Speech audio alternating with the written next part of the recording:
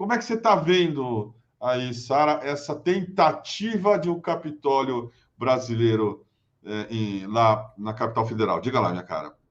Isso. Sara, Primeiro voltou? que eu morri de saudade de vocês nesse tour, senti na pele a minha abstenção DCM, estava morrendo de saudade de fazer live. Então, estou muito feliz de estar aqui. Kiki, Pedro, vou começar um pouco pelo final. Você mencionou aí essa ação policial que aconteceu na Alemanha, onde eles prenderam pessoas importantes, né, dentro do exército, prendem esse pseudo-aristocrata ou ex-aristocrata, porque a Alemanha é uma república.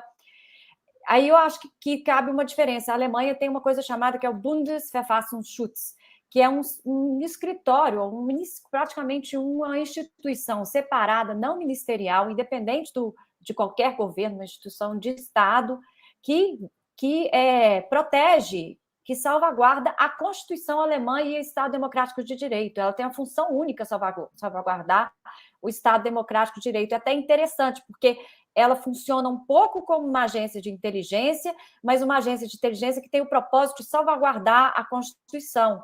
E ela foi criada com a Constituição alemã, que acho que é de 1942, depois do Terceiro Reich, para poder, justamente, em alerta aos sabotadores da ordem constitucional.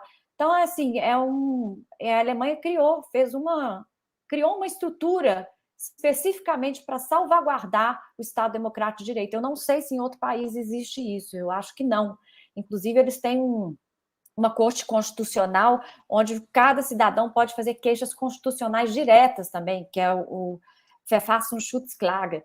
Então, o caso da Alemanha, eu acho que é um caso bastante específico. Eu também não vou vangloriar o Bundesverfassungsschutz, não, porque eles estão tendo também uma tendência de criminalizar a esquerda, por exemplo.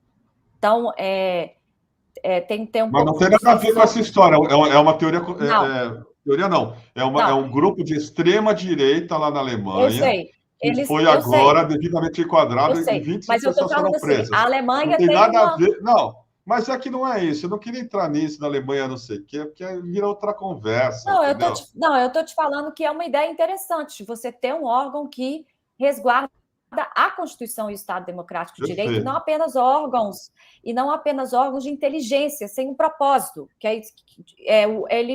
Esse órgão de inteligência alemão é mas esse que tem inteligência também, ele tem o propósito de salvaguardar a ordem constitucional e o Estado Democrático de Direito. Isso é muito único, é uma ideia em si muito interessante. Perfeito. Que viabiliza esse tipo de ação, entendeu? Então, essa ação não fica na mão, por exemplo, de um ministro do TSE, apenas, tendo que ser um herói.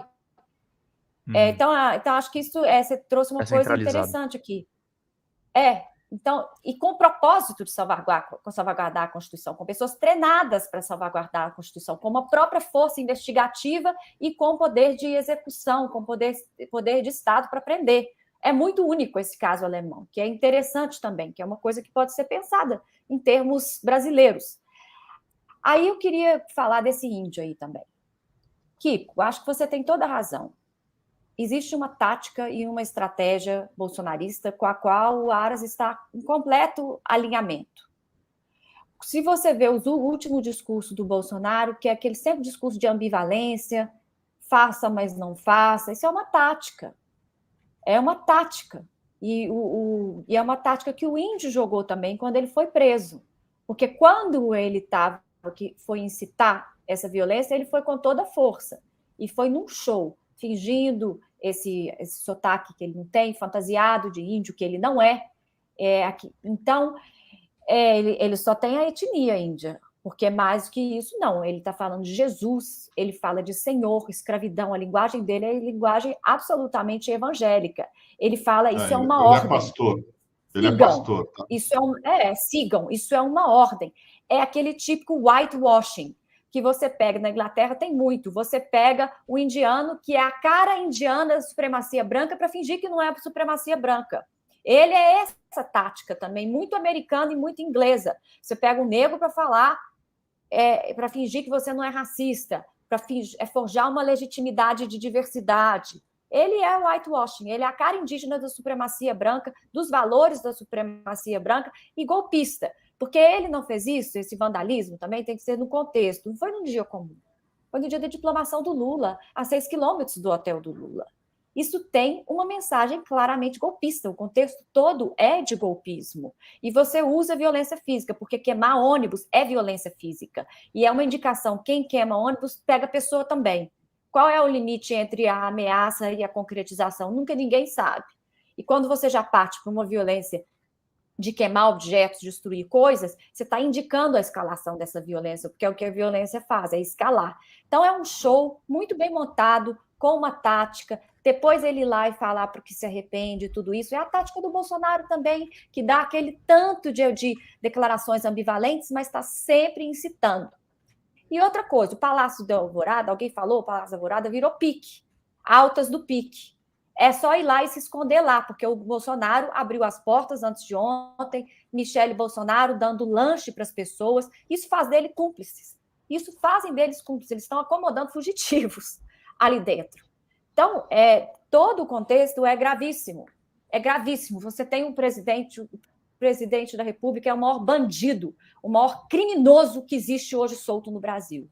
O maior. Ele e os filhos dele. São os maiores milicianos possivelmente envolvidos no assassinato da Marielle. Isso aqui possivelmente, não estou falando que mas isso tem que ser investigado. Nós sabemos que ele exonerou um policial federal atrás do outro que ousou investigar ele, que ousou investigar a corja dele, qualquer pessoa perto dele, todas essas pessoas foram exoneradas. Nós não podemos ter investigação em nenhum caso. As investigações do caso Marielle também paradas. Por que o caso da Marielle não podia ser resolvido durante o governo Bolsonaro?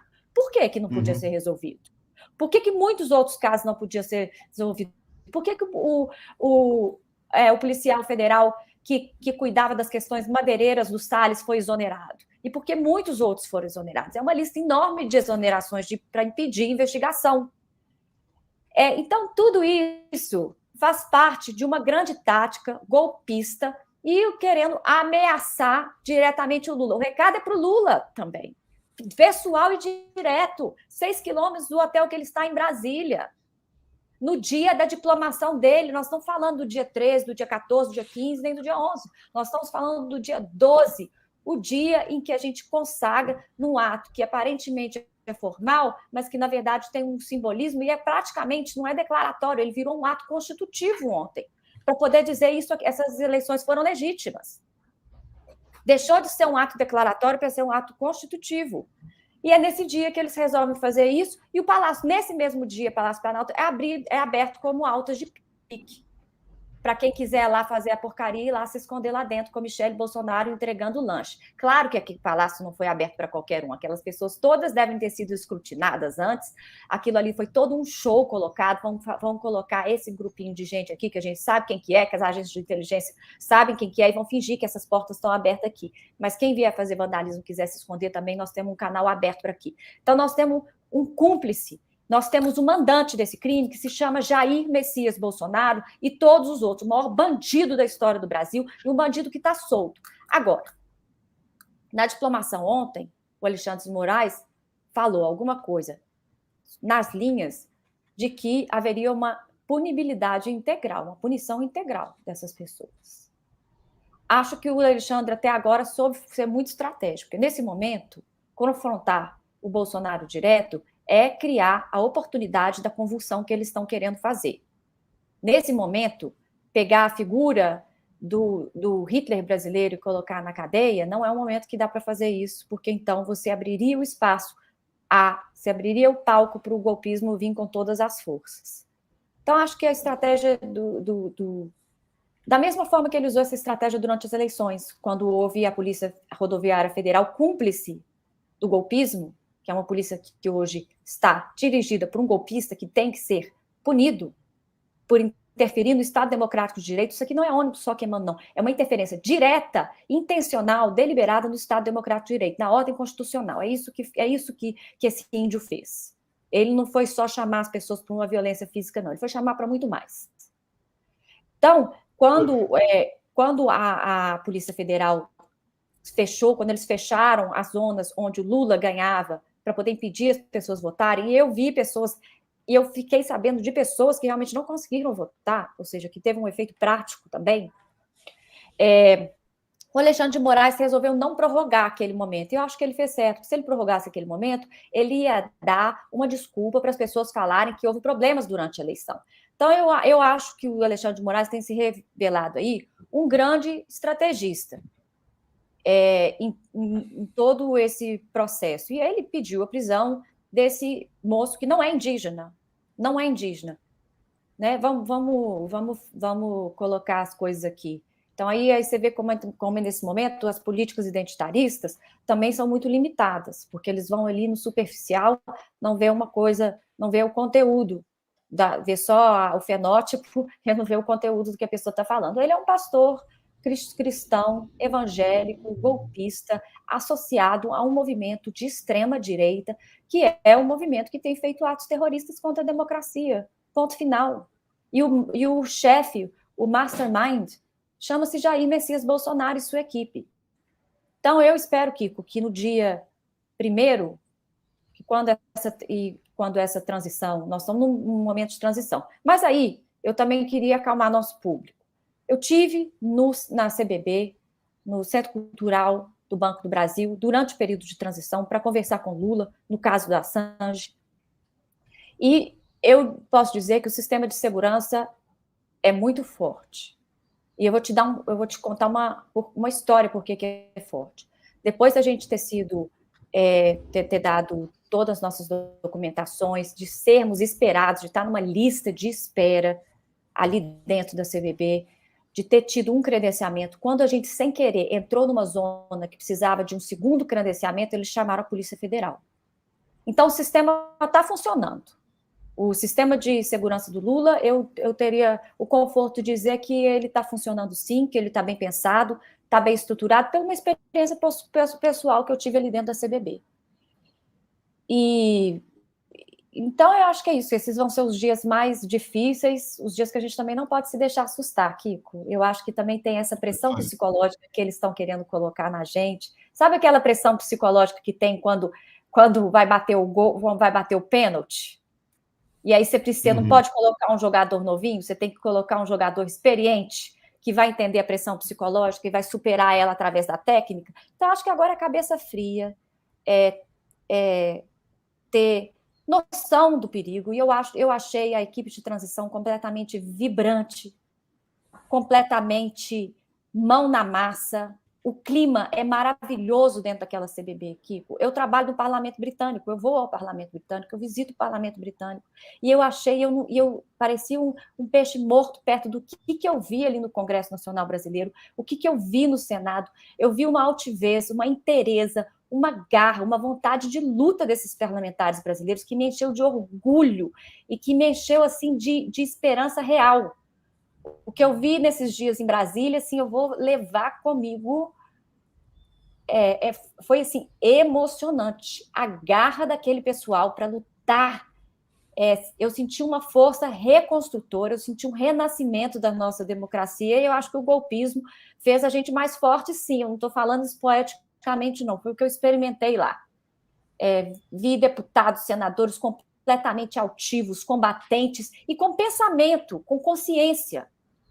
Não era um simples vamos para uma guerra. Eram pessoas que elaboraram o ataque que a gente estava sofrendo constitucionalmente e que estão entendendo como usar a máquina do Estado para poder defender a nossa democracia e ampliar. Eu vi o Movimento dos Trabalhadores Sem Terra, para mim, a maior revelação desse tour foi o Movimento Sem Terra, que eu já tinha ficado com eles um mês. A capacidade de organização, estruturação, inteligência, análise orgânica das coisas, e eles são, posso dizer, as águas profundas que estão movendo esse país e possivelmente esse governo. Eles estão presentes e eu imagino que esse governo, por mais que seja uma frente ampla, vai ser popular. E acho que o Lula está jogando parado. Ele não está anunciando, ele está fazendo. Sair com plena confiança de que nós vamos ter um retorno à democracia vibrante. Sair mesmo. Acho que nós ganhamos uma experiência histórica aí bastante relevante. O que eu vivi ali foi muito forte. Eu estou falando de uma pessoa que está acostumada a entrar em parlamento.